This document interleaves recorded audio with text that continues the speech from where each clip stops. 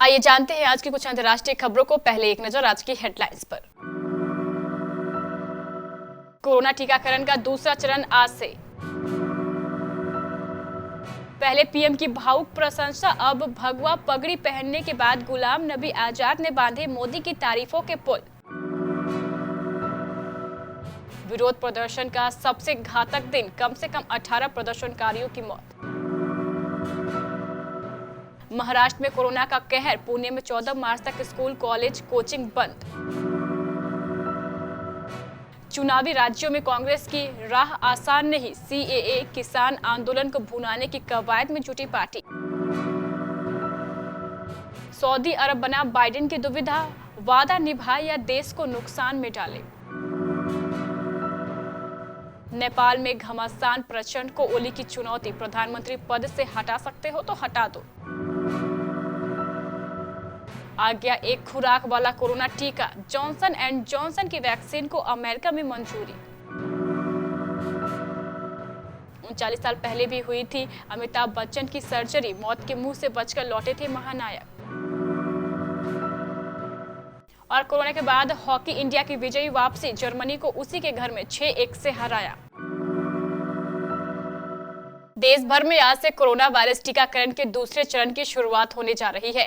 इसी के साथ स्वास्थ्य और फ्रंट लाइन वर्कर्स के बाद अब आज से 60 साल से ऊपर के बुजुर्ग और किसी गंभीर बीमारी से पीड़ित 45 साल के ऊपर के व्यक्तियों का टीकाकरण किया जाएगा। दूसरे चरण के टीकाकरण के लिए केंद्र और राज्य सरकारों ने पूरी तरह कमर कस ली है। केंद्र सरकार ने साफ कर दिया है कि सरकारी कोविड टीकाकरण केंद्र पर टीकाकरण का पूरा खर्च वही वहन करेगा और इन सेंटर पर मुफ्त में वैक्सीन लगेगी। दूसरी ओर से अब प्राइवेट अस्पतालों में टीकाकरण किया जाएगा। ऐसे में निजी अस्पतालों में बने कोविड वैक्सीन सेंटर पर वैक्सीन की एक डोज 250 रुपए में मिलेगी। लोगों के पास दोनों ऑप्शन उपलब्ध रहेंगे, अपनी सुविधा अनुसार जाकर टीका लगवा सकते हैं।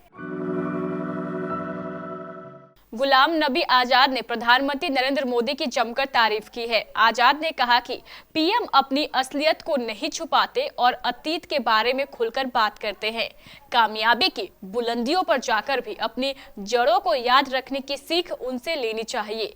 करीब 3 सप्ताह पहले राज्यसभा में विदाई भाषण के दौरान पीएम मोदी ने भरी हुई आंखों से नबी आजाद की प्रशंसा की थी। अब आजाद के मोदी प्रेम को लेकर सियासी अटकलें लगनी शुरू हो गई है। म्यांमार में रविवार को सैन्य तख्ता पलट के खिलाफ विरोध प्रदर्शन कर रहे लोगों पर पुलिस ने गोलियां चलाई, जिससे कम से कम 18 प्रदर्शनकारियों की मौत हो गई। संयुक्त राष्ट्र मानवाधिकार कार्यालय ने इसे तख्ता पलट के विरोध में की जा रही रैलियों का सबसे घातक दिन बताया है। म्यांमार के कई शहरों जैसे यंगनू, देविंग और मंडाले में भी लोगों के मारे जाने की खबरें आ रही हैं, क्योंकि पुलिस की ओर से असली गोलियां और आंसू गैस के गोलों का इस्तेमाल किया गया है। महाराष्ट्र में एक बार फिर कोरोना संक्रमण का कहर अपने चरम पर आ गया है। हालात इतने बिगड़ चुके हैं कि सरकार को कई शहरों में सख्ती बढ़ानी पड़ी है। कोरोना वायरस के बढ़ते मामलों को देखते हुए महाराष्ट्र के पुणे में नाइट कर्फ्यू 14 मार्च तक बढ़ा दिया गया है।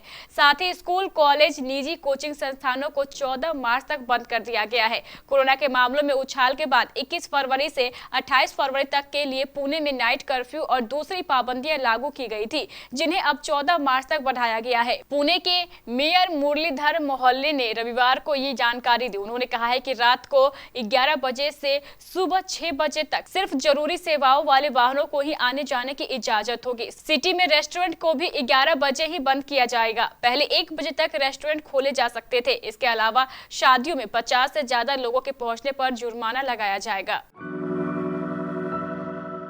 कांग्रेस एक तरफ जहां चुनावी राज्यों में सत्ता विरोधी लहर के साथ ही नागरिकता संशोधन कानून और नए कृषि कानूनों के खिलाफ लोगों के विरोध को भुनाने की कोशिश में है, तो दूसरी तरफ पार्टी की राह में रोड़े भी हैं। ऐसे में कांग्रेस चुनावी राज्यों में जनता के गुस्से की आंच पर वोट की रोटी सेकने की कवायद में जुट गई है। पार्टी को लगता है कि केरल में वह सत्तारूढ़ एलडीएफ पर भारी पड़ने जा रही है। हालांकि अन्य राज्यों असम, पश्चिम बंगाल और तमिलनाडु के अलावा पुडुचेरी में उसे गठबंधन सहयोगियों से समस्या का सामना करना पड़ रहा है। पश्चिम बंगाल में कांग्रेस गठबंधन सहयोगियों इंडियन सेकुलर फ्रंट और वाम दलों के बीच अब तक सीट बंटवारे को लेकर खींचतान जारी है, जिनकी निगाह राज्य के 30% मुस्लिम मतदाताओं पर है। पत्रकार जमाल खशोगी की हत्या के मामले में अमेरिकी खुफिया एजेंसी की रिपोर्ट में सऊदी अरब के युवराज मोहम्मद बिन सलमान को दोषी बताए जाने के बावजूद सऊदी अरब पर कोई कार्रवाई न करने को जो बाइडेन प्रशासन के फैसले की देश और विदेश में कड़ी आलोचना हुई है। इससे दबाव में आए बाइडेन प्रशासन ने कहा है कि आज सोमवार को एक बयान जारी करेगा। हालांकि जानकारों का कहना है कि इस मामले में अमेरिकी प्रशासन के सामने बड़ी दुविधा खड़ी है। सऊदी अरब पश्चिम एशिया में अमेरिकी नीति का खास हिस्सा है। उसे एक सीमा से ज्यादा नाराज करना अमेरिका के लिए संभव नहीं है।